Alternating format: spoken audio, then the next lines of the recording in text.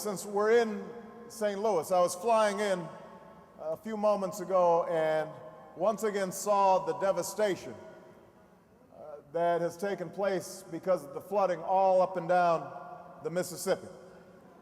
And so I just want all of you here today to offer powerful prayer on behalf of those who've been displaced, those who've been harmed, those who are still suffering from the incredible flooding that's taken place here in the Midwest. Please keep them in your thoughts and prayers as you move forward.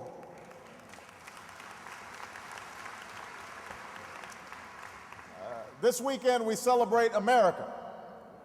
I just came from Montana.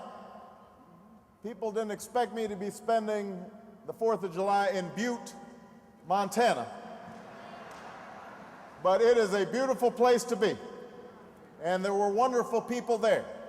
And we celebrated not only the birth of our nation, but also the birth of my 10-year-old daughter, Malia. And I didn't think in my wildest dreams that I would ever have the people of Butte, Montana, singing happy birthday to my 10-year-old daughter. But that's what they were doing. That's what God does.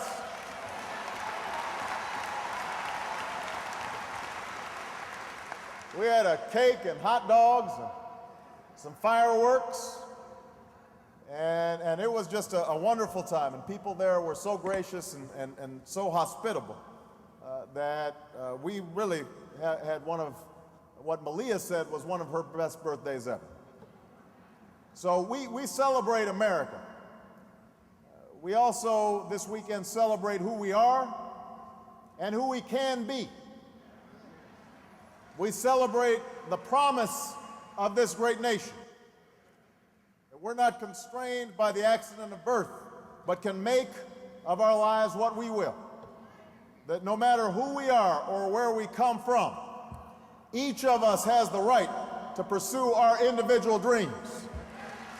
Each of us has certain God-given rights that no man can take away, and that each of us have the obligation to help our brothers and sisters pursue their dreams as well. Those ideals are not only at the heart of our founding, they are at the heart of our faith. They are at the heart of this church. This church, begun by black worshipers who were yanked off their knees during prayer.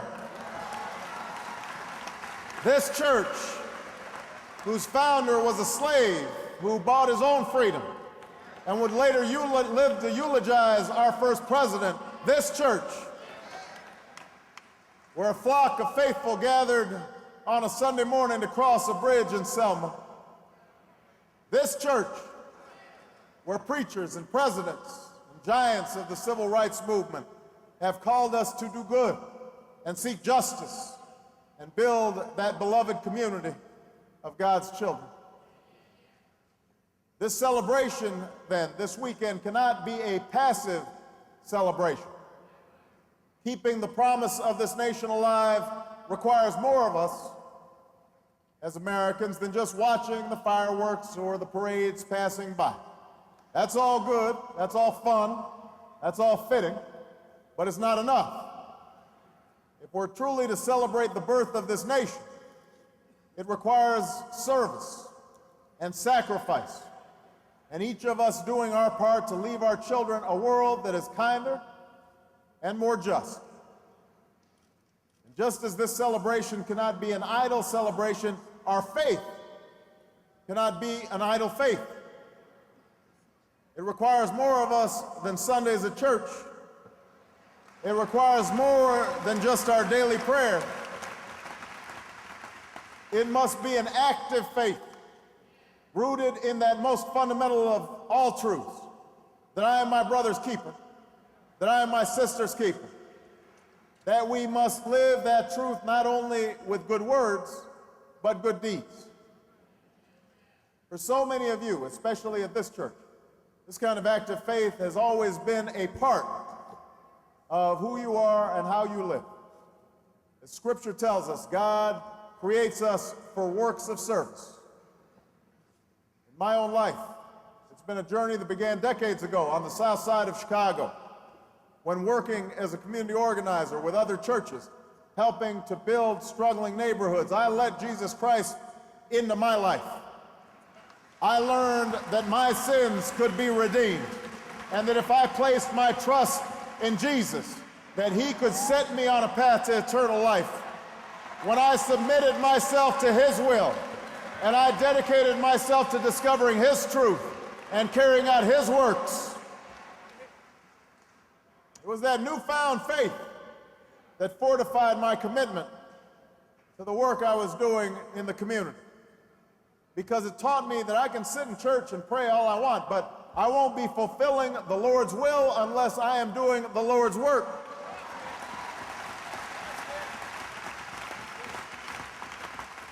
It's a lesson I carried with me as an organizer, a lesson I carried with me as a civil rights lawyer, a lesson I carried with me as a state senator and law professor. It is a lesson that I've carried with me as a United States senator. It is a lesson that I carry with me each and every day, not just as a Christian, but as a citizen and as the Democratic nominee for President of the United States of America.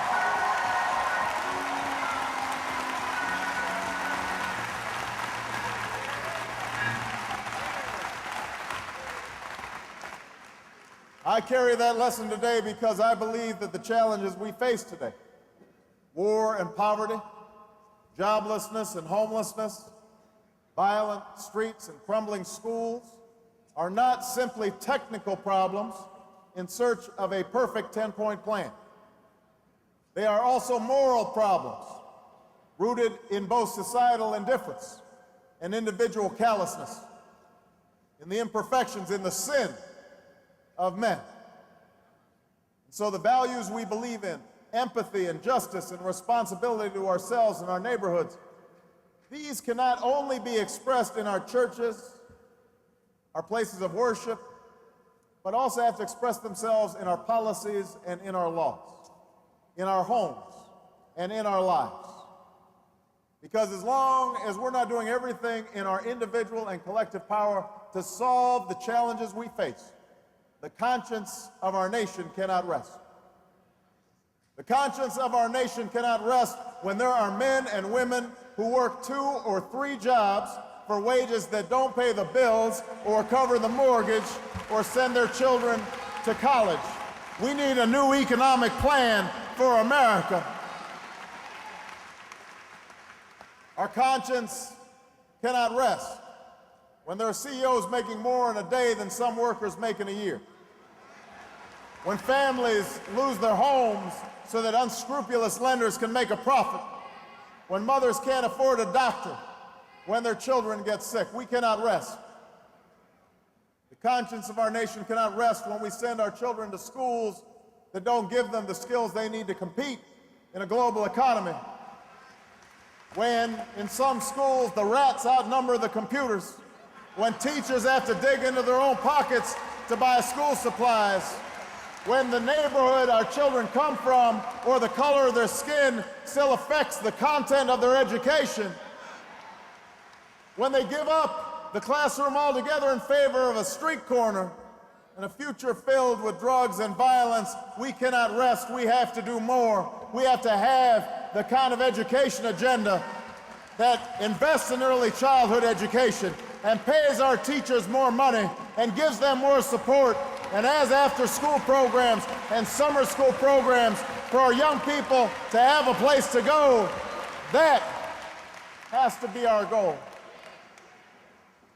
Our nation's conscience cannot rest while other nations and other people suffer under the scourge of extreme poverty or the evil of genocide.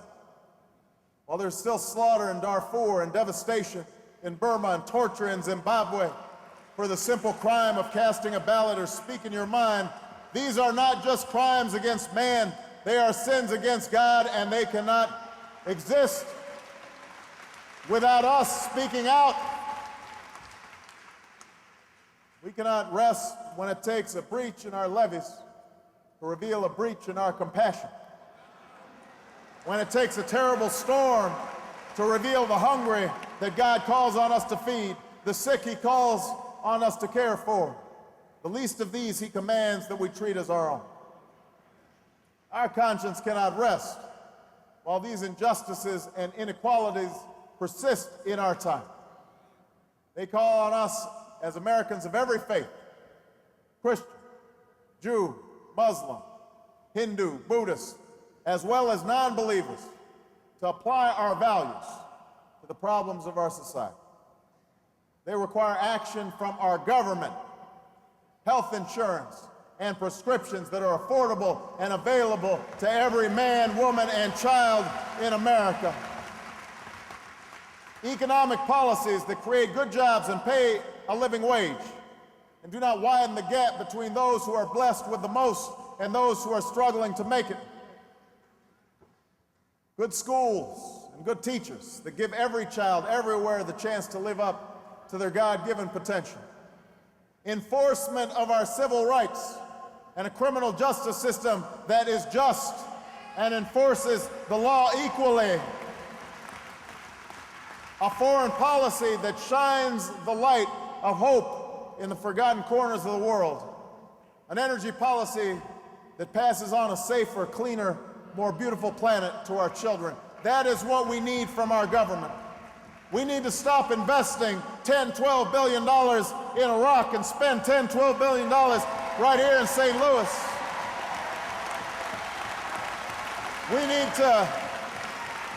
We need to make sure that we bring this war in Iraq to a close, and we've got to make sure that when our brave men and women who have done outstanding work come home, that we are treating them with the honor and the respect that they deserve. No more homeless veterans on the streets. No more begging for disability payments. That is an obligation of our government as well as our nation. So I believe there is a need for government. I believe our values have to express themselves through our government. And I also believe that it's important for government to draw from and support the good works performed every day by religious groups in America. Because the challenges we face today are simply too big for government to solve on its own. I talked about this earlier this week. Right now in communities all across this country, there are faith-based initiatives that are making sure ex-offenders don't return to a life of crime, that are feeding the hungry and clothing the naked and fighting to keep veterans off the streets, that are rebuilding the lives of the people in New Orleans and stopping the spread of HIV/AIDS in every corner of the world. These organizations that lift up people of all faiths and no faith need and deserve all the help they can get. And I intend to offer that help as President of the United States. Every house of worship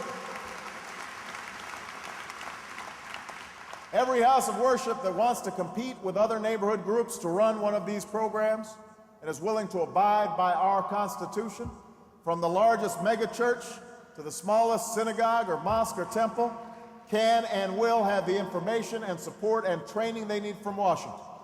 And this won't just be another campaign promise. It will be one of the moral centers of my administration. Because our nation's conscience cannot rest when there's so much need and so much work to be done. It is work that can be done partly by government. It is work that can be helped along by churches and charities and faith-based institutions. And by the way, I just have to mention, for the reporters in the room, I've been talking about this for a couple years now. Don't think this is new. Bishop Cousins can testify. Bishop McKenzie can testify. Coming to the church is not new to me. It's not part of a political stratagem. I just want everybody to be clear.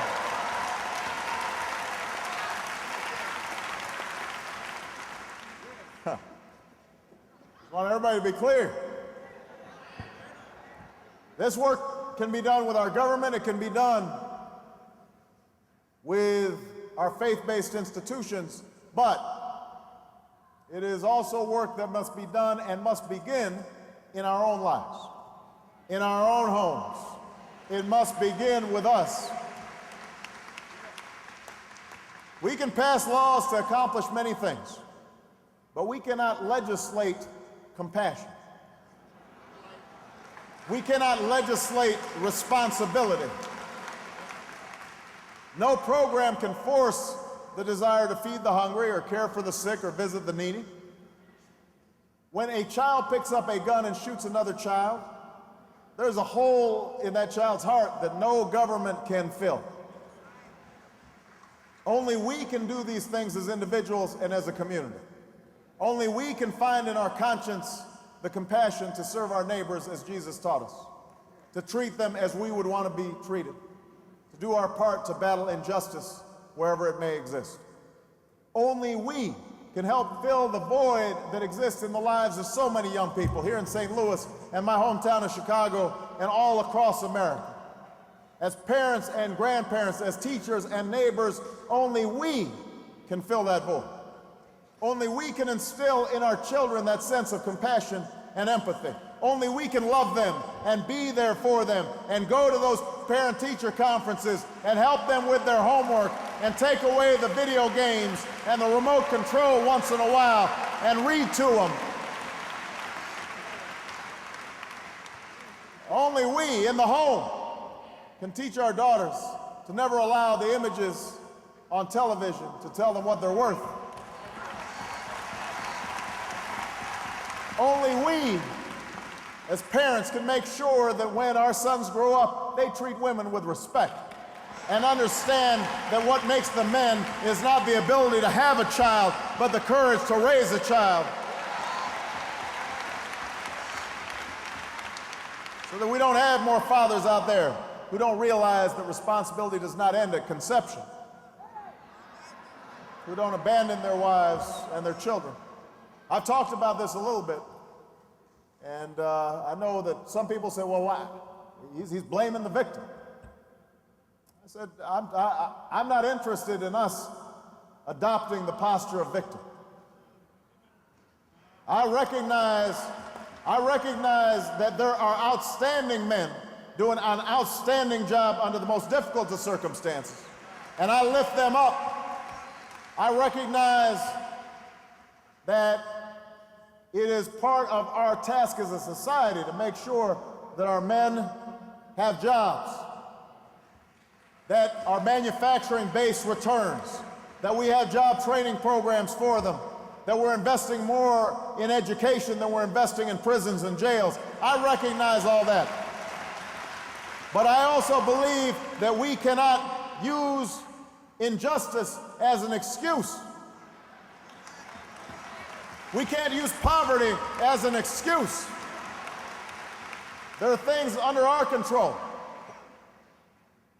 that we've got to attend to. Now, I've talked about faith-based groups and individual responsibility for years. Again, I know some of our friends in the media might think it's some new political positioning, but I say it because I believe it, because I've always believed it, because I believe this is the only work that we can do as individuals, that this is the work we are called to do as Christians.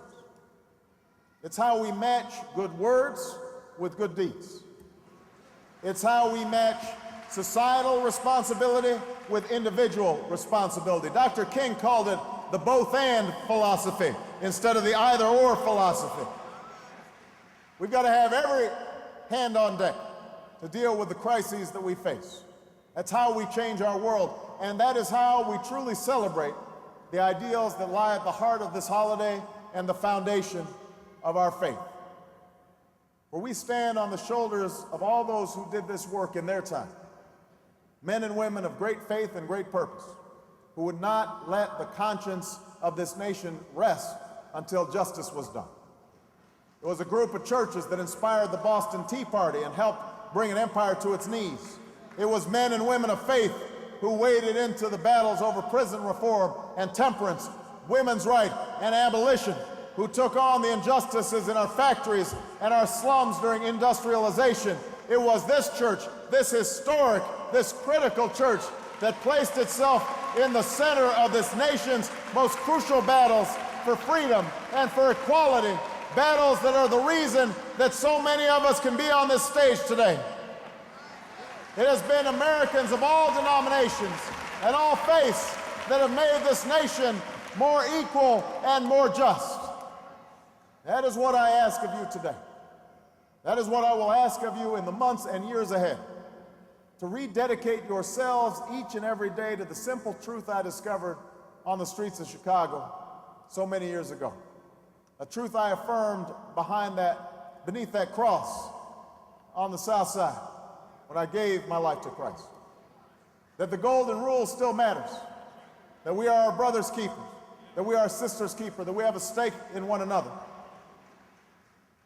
It's because those who came before me lived out those principles, stayed true to their faith, ran that race, that I stand before you here today. I am a culmination of the work of so many others, and I want to make sure that the work I do culminates in even better lives for young men and women in the future. That is our task. That is our duty. That is our challenge. And if we can do that, if we can embrace that common destiny, if we can do God's work on our streets and in our communities and in our own homes, then we will begin to rest the conscience of this nation and bring about a more hopeful day on earth. We can do it, but it's going to require work. It's going to require discipline. It's going to require effort. And most of all, it's going to require God's grace. Keep me in your prayers, A.M.E. Keep my family in your prayers, A.M.E. Go out and organize with me, A.M.E. Go out and march with me, A.M.E. If I've got you standing with me, then I won't fear anybody.